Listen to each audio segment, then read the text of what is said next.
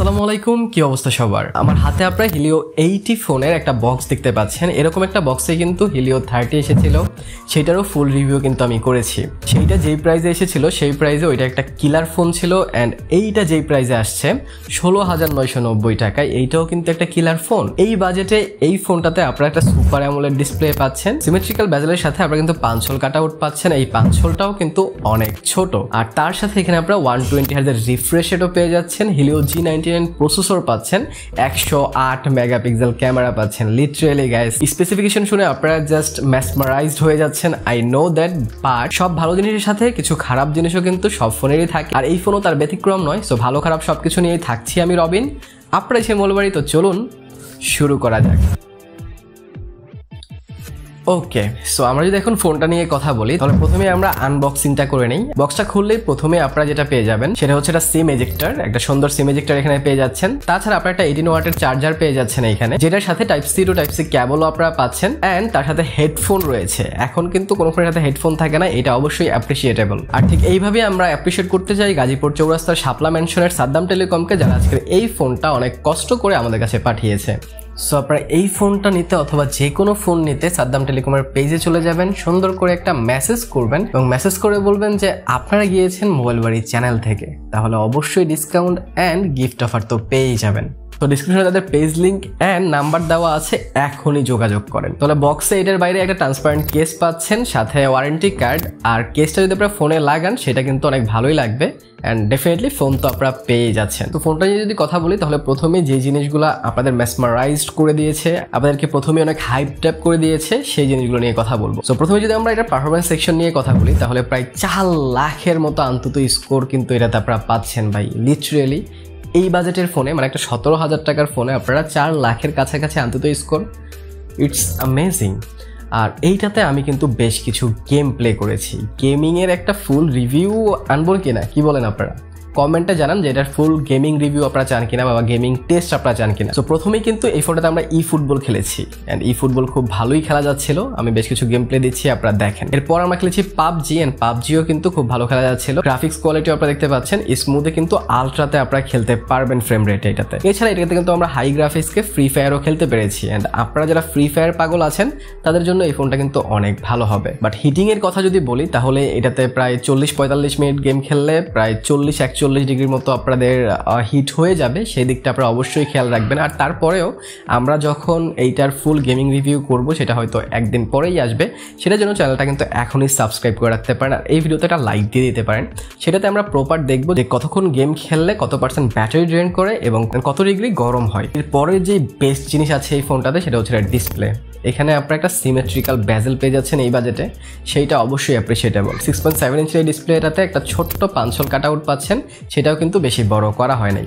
তার সাথে এইটা একটা সুপার অ্যামোলেড ডিসপ্লে এবং 120 Hz রিফ্রেশ রেটের সাথে এই ফোনটাতে 394 PPI পেয়ে যাচ্ছেন। বাট এটাতে আপনারা পিক ব্রাইটনেস পাচ্ছেন 500 নিটস, যেইটা আপনাদেরকে আউটডোরে খানিকটা প্রবলেমে ফেলতে পারে, বাট ইনডোরে কোনো প্রকার প্রবলেম হবে না। আপনারা ইজিলি কিন্তু এটাতে সব ধরনের কন্টেন্ট ওয়াচ করতে পারবেন, ইচ্ছা মতো ইউজ করতে পারবেন। 120 Hz এর জন্য অনেক স্মুথ ফিল হবে, অনেক রিফ্রেশড ফিল হবে, কোনো প্রকার ইউআই ল্যাগের দেখা আপনারা পাবেন না। অ্যাপ ওপেনিং, অ্যাপ ক্লোজিং সব দিক থেকেই কিন্তু বেটার লাগবে। ইভেন আপনারা যদি মাল্টিটাস্কিং করতে চান, সেগুলোও কিন্তু ইজিলি করতে পারবেন এই ইউআইটাতে। এই ফোনটাতে কিন্তু আউট অফ দ্য বক্স আপনারা Android 13 পেয়ে যাচ্ছেন, হুইচ ইজ গ্রেট। এই বাজেটে Android 13 অনেক ভালো ডেফিনেটলি, কারণ হিলিও 30তে তারা কিন্তু Android 11 দিয়েছিল, যেটা আমার কাছে এতটা বেশি ভালো লাগে নাই। এইটাতে কিন্তু তারা সবকিছুতেই আপগ্রেড করেছে, আর তাদের ইউআইটা তো আগে থেকেই আমার কাছে ভালো লাগে, বিকজ অফ তাদের ইউআই কিন্তু অনেক মিনিমালিস্টিক হয়, কোনো প্রকার অ্যাডওয়্যার কিন্তু তাদের ইউআইতে থাকে না। এই জিনিসটা সিম্ফনি কিন্তু অনেক আগে থেকেই অনেক ভালো করেছে। আপনারা হয়তো বলতে পারেন ভাই সব তো ভালো জিনিসই বলতেছেন, বাট এটা যে জিনিসগুলো ভালো লাগেনি সেটাও কিন্তু আমি সামনে বলবো, সো ওয়েট করতে থাকেন। যদি আশপাশে আমরা তাকাই, তাহলে নিচের সাইডে আপনারা একটা স্পিকার গ্রিল পেয়ে যাচ্ছেন, একটা মাইক্রোফোন পেয়ে যাচ্ছেন, অ্যান্ড টাইপ সি পোর্ট পেয়ে যাচ্ছেন, আর তার সাথে পেয়ে যাচ্ছেন একটা headphone Jack. And headphone Jack অনেক ইম্পর্টেন্ট। রাইট সাইডে volume rocker and power button পেয়ে যাচ্ছেন, অ্যান্ড পাওয়ার বাটন কিন্তু ইন্টিগ্রেট করে দেওয়া হয়েছে ফিঙ্গারপ্রিন্ট সেন্সর, আর ফিঙ্গারপ্রিন্ট সেন্সরের স্পিডটা কিন্তু মোটামুটি ভালো ছিল, যদি অ্যানিমেশন ডিলে রয়েছে, হালকা ভাইব্রেশনটা আগে করে একটু সময় লাগে এই ফোনটার লাইট দিতে বা খুলতে। ভালো লাগছে, কারণ এখন তো অনেক ব্র্যান্ডই আরো দামি দামি ফোনে দেয় না নয়েজ ক্যান্সেলেশন মাইক, অ্যান্ড এইটাতে কিন্তু সেটা রয়েছে, অ্যান্ড এই জন্য কথা বলে কিন্তু অনেক বেশি মজা পাচ্ছিলাম। সো যারা কথাবার্তা বলেন অনেক ক্রাউডের মধ্যে বা বাজার টাজারে বেশি যান বা বাইরে বাইরে থাকেন, তাদের জন্য কিন্তু কিন্তু নয়েজ ক্যান্সেলেশন মাইকটা অনেক উপকারে আসবে। এছাড়া ফোনটাতে কিন্তু আপনারা হিলিও G99 প্রসেসর পেয়ে যাচ্ছেন। অন্তত বেঞ্চমার্ক তো দেখাইছি আপনাদেরকে, প্রায় 4 লাখের কাছাকাছি আসতেছিল। আর এটা কিন্তু 6 nanometer আর্কিটেকচারে বিল্ড করা, যার কারণে এটার যেই ব্যাটারি ইউজেজ সেটাও কিন্তু অনেক কম হয়। তাছাড়া ফোনটাতে আপনারা 6GB র্যাম পাচ্ছেন, 128GB ইন্টারনাল স্টোরেজ পাচ্ছেন, হুইচ ইজ গ্রেট। 8GB হলে আরেকটু খুশি হতাম, যদি এই প্রাইসে এত বেশি চাওয়া ঠিক না, কিন্তু যেহেতু রেডমি এখন 19,000 টাকায় 8256 দিয়ে দেয়, সো সেখানে তো আমরা সিম্ফনির কাছেও আশা করতে পারি যে সিম্ফনি 17,000 টাকায়ও 8GB র্যাম দেবে। বাট হিলিও 90তে আমরা কিন্তু অবশ্যই 8GB চাই। ডিজাইন নিয়ে তো কথা বললামই না, ডিজাইনে আসলে যদি আসি তাহলে আপনারা খুব সুন্দর একটা ডিজাইন পাচ্ছেন, খুব মিনিমালিস্টিক একটা ডিজাইন দেওয়া হয়েছে। যে কালারটাতে আপনারা দেখতে পাচ্ছেন এইটা একটা কালারই আসছে, এটা কোনো অন্য কালার ভেরিয়েন্ট নাই। ব্ল্যাক অন্তত আনতে পারতো, কারণ ব্ল্যাক কালার আমার কাছে অনেক ক্লাসি মনে হয়, বাট এটার যে ডিজাইন সেটা কিন্তু আমার কাছে ভালো লাগছে। সুন্দরভাবে একটা হিলিওর ব্র্যান্ডিং আপনারা পেয়ে যাচ্ছেন মাঝখানে। তাতে ক্যামেরা মডিউলটা কিন্তু খুব সুন্দরভাবে দিয়েছে, 3টা ক্যামেরা সেখানে বসিয়েছে।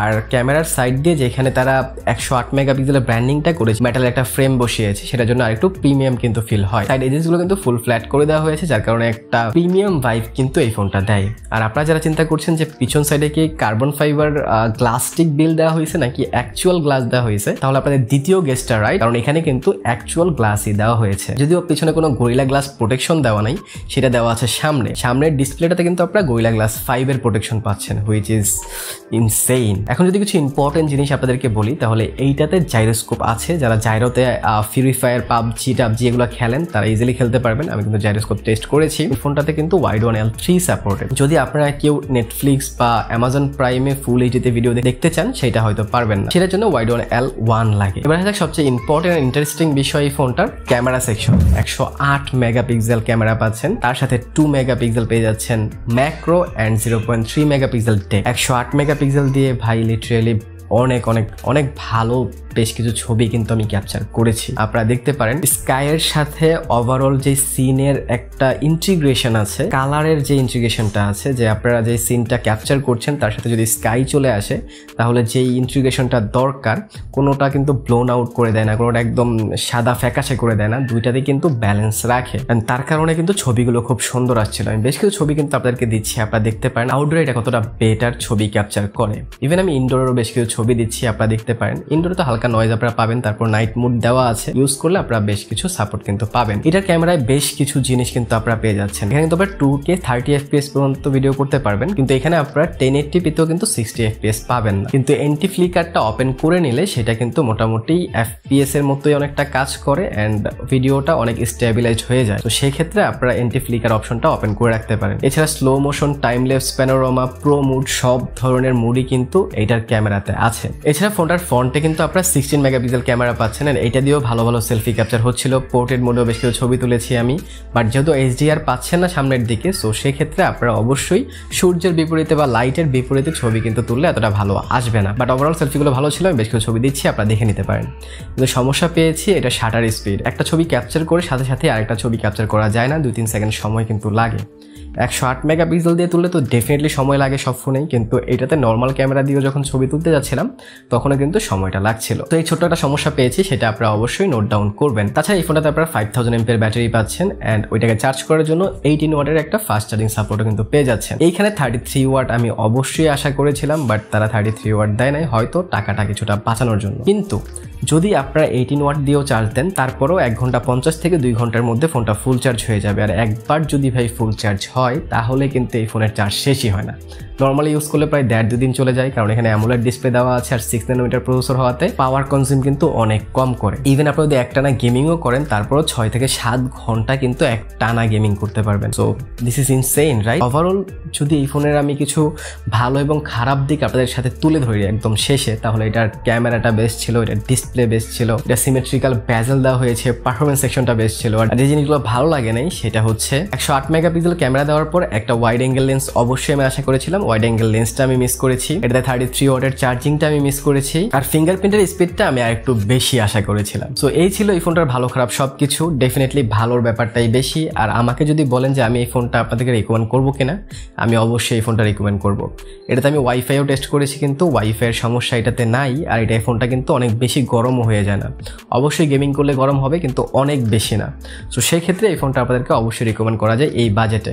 তারপরেও বেশ কিছু কম্প্যারিজন অ্যান্ড গেমিং রিভিউ তো আসবে, সেটার জন্য আপনারা এখনই চ্যানেলটা সাবস্ক্রাইব করে রাখতে পারেন। সো ভালো থাকেন, সুস্থ থাকেন। ভিডিওটা ভালো লাগলে লাইক, কমেন্ট, শেয়ার, সাবস্ক্রাইব করে দিন।